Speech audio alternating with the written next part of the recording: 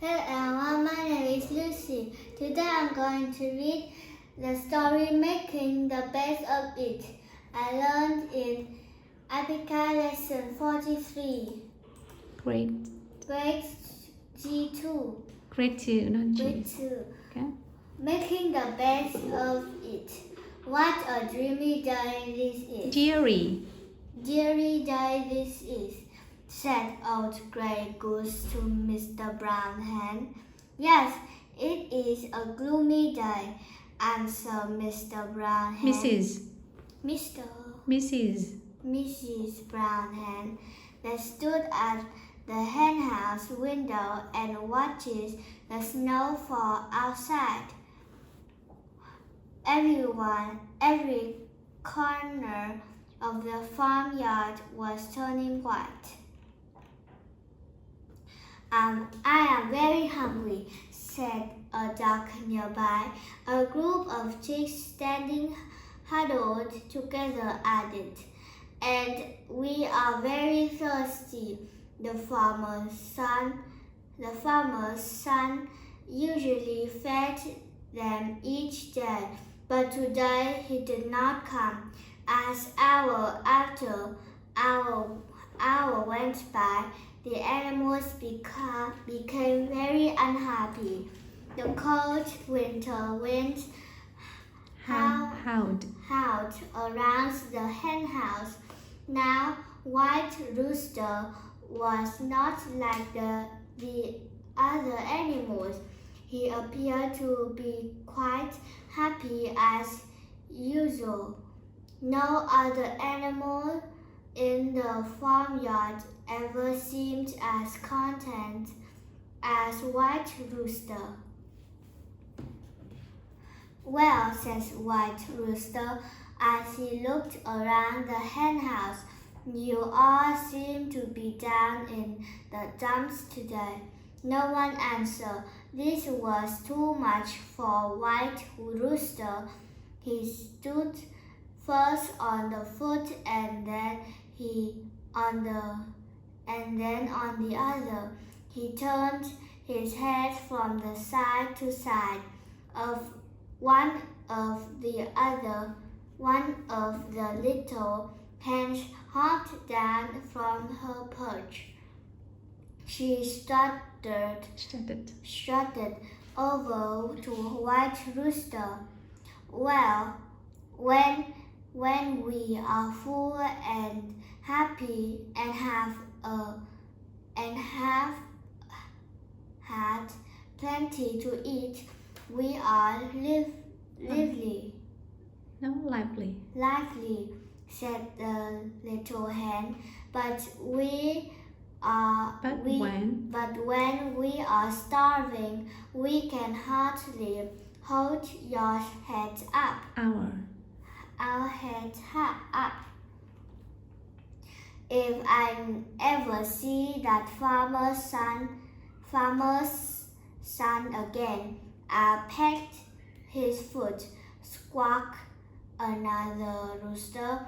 You won't see the farmer's son until he feeds us, replied White Rooster.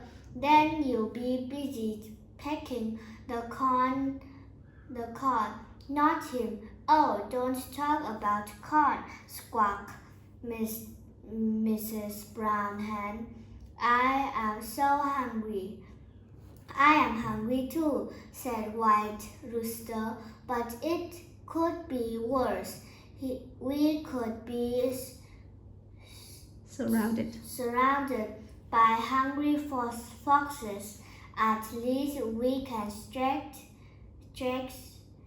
our wings. That is true, answered Mrs. Brown Hen. So all the animals in the henhouse stretched their wings and cleaned their feathers and began to look a little happier. Now then, cried White Rooster, let's have a little music. That will cheer us up and help the long hours pass. We will sing a merry song. Would you be so kind as to start a lively tune for us, Mrs. Brown Hen. Mrs. Brown Hen shook herself proudly. He tossed her head back and began to sing. In no time, everyone in the hen house had joined her. The cows, sheep, and horses were not far away. When they heard the happy voices in the hen house, they too joined in the merry song. The pigs did their best to squeal louder than all the rest. The animal chores got louder and louder as each group tried a little harder. All the animals were so happy that they forgot they were hungry. All at once the door of the hen house burst open and in marched 3 little children. Suddenly the hens were silent. A little girl wrapped in her thick coat and heavy scarf stepped into the light. Her sweet little face could hardly be seen, but her words were kind. "Don't stop singing," laughed the girl. "We enjoy your music." Behind her, 2 kind swans, each carrying a full dish of tasty chicken food, entered the house. "We were so lonely, cooped up inside from the cold," one boy says. "We heard all of you singing, and we laughed and laughed." The girl added, "When we went to tell Jack, the farmer's son, about your singing, we found out he was sick. Then Jack told us all about you. You poor animals," the little girl says. "You haven't had anything to eat or drink." At once the children happily set the tasty food before the hens. "Cook, cook, cock-a-doodle too," cried White Rooster.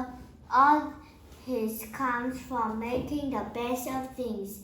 Once again the hens began to sing. All the animals joined in a happy chorus.